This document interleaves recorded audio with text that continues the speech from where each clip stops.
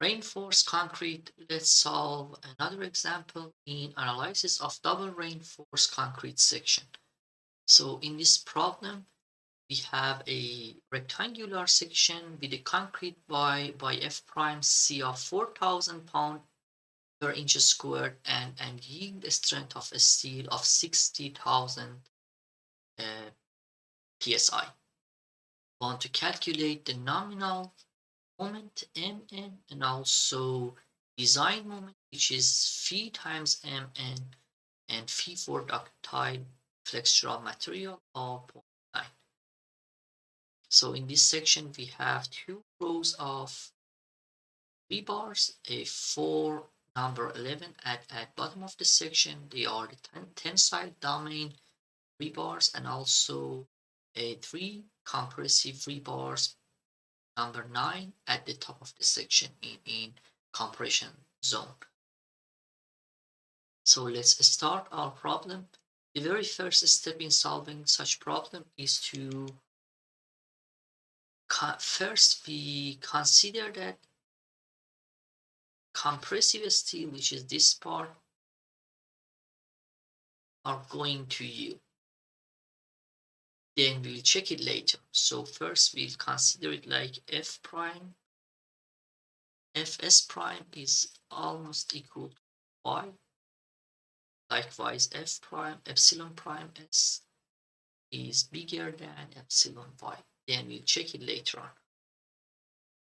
So if F prime S is equal to a yield strength of a steel, and likewise epsilon prime S is bigger than epsilon Y, and check it later on. Let's see what is our A prime. We can consider A prime as like AS2 over here, and that's equal to bar number 9 is equal to 1 inch squared each, and 3 of them makes a 3 inch squared of AS2. Like for tensile rebars, it's 4 number 11, and each of them is 1.6 inches squared for area, and total AS is equal to 6.24 inches squared. And if we just subtract that from compressive steel, it just gives us AS1, and that's a 3.24 inches squared. The next step is calculation of weakness block base of tensile steel, which is AS1, just a subtraction of this number, say 3 number 9 rebars, and that's AS1 times Fy over 85% of F prime C times B, a 3.24 times 60,000 over 4,000. So over 15, that gives us a equal to, this block equal to a 3.81 inches, and then locating the neutral axis and then check if F prime C is bigger or equal to Fy. C is A over beta 1. We can easily that there is a relation between A and C, and a neutral axis is a little bigger than thickness block height. So if A is 3.81 and C is 4.48 inches, then we have to check to see if F prime S is equal or something like, I want to call it this way. Epsilon prime S should be epsilon 1. So these are equivalent terms. So epsilon prime S from the similar rectangles is a 0.003 times C minus D prime, and this is D prime. Over C, we just replace the numeric value for C, and it just gives us epsilon prime S is equal to 0.0030, and epsilon y is 60 grade steel over 29,000, and it just gives me 0.002. You can easily see epsilon prime s is less than epsilon y. So it just says compression steel does not yield. So our assumption was not correct. So in such case, if you look at the similar triangles, it just gives us the ratio of epsilon prime s is equal to c minus d prime c, and if it's not bigger than epsilon y, which is our case, we have two situations. First is in trial and error based off Nilsson approximation, and the other one is exact method. We choose exact method, which is more a direct and also more exact, and that's our case. Compression steel does not heat. We can choose either of these two way, and we try our problem with the exact method. So exact method, we just have a second degree equation, ax ax squared plus bx plus c equal to c, and x is definitely neutral axis from the top of the section.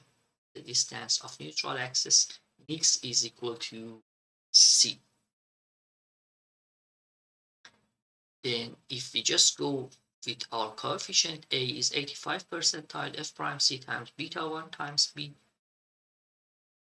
is equal to this equation, and c is negative a prime s times modulus of elasticity of steel times ultimate of concrete times d prime. If we just replace the numeric value based off our geometry and data from the problem statement, a is 85, f prime c just replace here, 85 is beta 1 and b is 15, just come from here, and it just gives us 43,058. For numeric value for this, it just gives you a negative 130, 400, and c is a negative 652. And if you just replace your coefficient on this equation, it just gives you x1 and x2. One of them are negative. That's not our case. And a positive root of this equation is our neutral axis from the top of the section. So that's our C, and that's equal to 5.40 inches from the section. That's our location of neutral axis based off the top of the section. As soon as we have our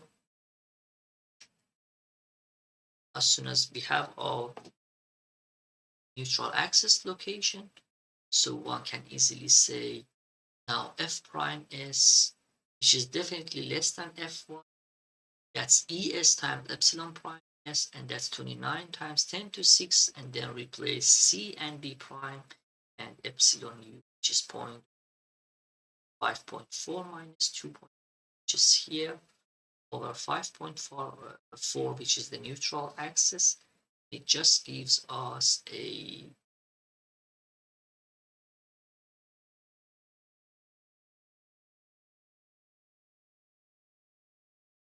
f prime s is equal to 46, almost 47,000, which is less than f. Can easily say f prime s, a compression steel, is almost 80% of yield, but not yielding, not total yields. And then next step is nominal moment capacity calculation, and that's like mn is 85% f prime c times b times a times d minus a over, that's the for tensile moment, and plus the other part, which is a prime s times f prime s times the arm of the second palm, which is d minus E minus T prime, which is this R. And if you do calculation, it just gives you 6.410 to 6 pound inch for the first part of the moment, and 3.8510 to 6 pound inch for the others. And if you add them up together and divide it by 12 for conversion of inch to feet, and also 10 to 3 for kilopound, it just gives us 861.68 kilopound feet is our nominal moment, and definitely the design moment is phi times mn.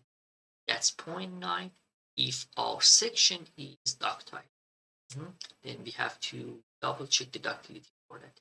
And phi times mn is 0.9 times 861.68 kilopound feet, and it just makes it mu design moment is 775.51 kilopound feet. That's our final answer, phi times mn. And we just need to check the ductility check to see if we can use this coefficient or not.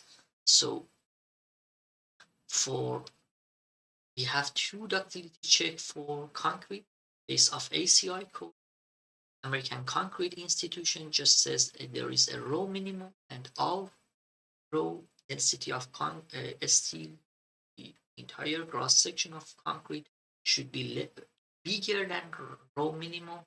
In terms of, we don't want to have a cosmetic section. We want to have a real steel rebars in our section. So that's why we need to have a bigger area of steel rather than rho minimum. So rho minimum is should be maximum of these two controlling value.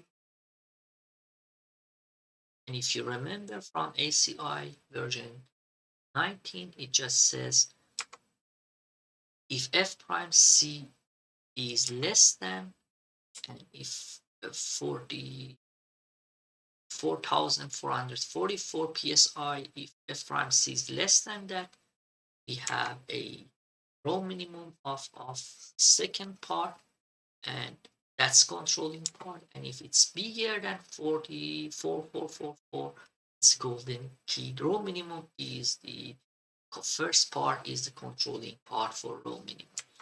So as you know, our f prime c is 4,000. So if f prime c is something like less than 44, then second part, but the controlling part of f prime c is 4,000, less than 4,444. So 200 over 60,000, which is the yield for grade 6 steel, which is our case. And it just gives 0.0033. And rho, all rho should be AS over BD, should be 624, which is 4 times 11 over 15 times 30, dimension of our cross section. And be careful, that should be effective, the effective, that's the not the entire H. So that's 0.138, and that's definitely bigger than rho minimum. So our first ductility check, which is the rho minimum, is fulfilled. We need to check the ductility check for phi coefficient. So for ductility check based off ACI code for 60 grade, our C over D should be higher than 0.375. So if we meet this criteria as well, so we are all good. Analysis is done. So C over D should be smaller than 0.375 for grade 6 D steel, which is our problem. So our C is 5.40 over effective depth is 30 inches, and it just make it 0.18, and that's definitely less than 75. Ductility check is also, the second ductility check is passed. Our analysis is correct, and that's the overall for this problem. Thank you. We solve more problem in double reinforced concrete.